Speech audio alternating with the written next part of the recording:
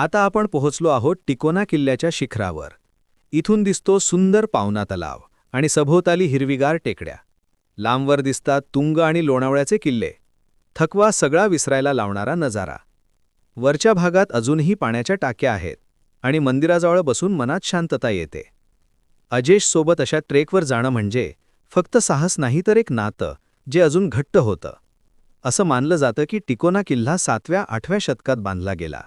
1585 साली निजामशाहीचा मलिक अहमद निजाम शाह यांनी हा किल्ला ताब्यात घेतला. 1657 साली छत्रपती शिवाजी महाराजांनी या भागातील अनेक किल्ल्यांसह टिकोना किल्ला जिंकून मराठ्यांच्या ताब्यात आणला. 1660 साली मावळातील ढमाले देशमुख घराण्याला या किल्ल्याची जबाबदारी देण्यात आली. 1665 मध्ये पुरंदर तह झाल्यानंतर हा किल्ला मुघल सेनापती कुबात खान यांच्या ताब्यात गेला आणि 1818 साली ब्रिटिश सैन्याने किल्ला जिंकला.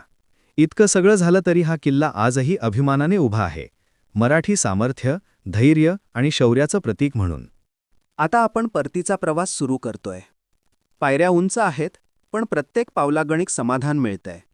खाली गाव दिसतंय आणि मनात अभिमान. इतिहासातले हे किल्ले आजही आपल्याला प्रेरणा देतात. हा फक्त ट्रेक नव्हता, हा एक अनुभव होता, निसर्ग, इतिहास आणि नात्याचा.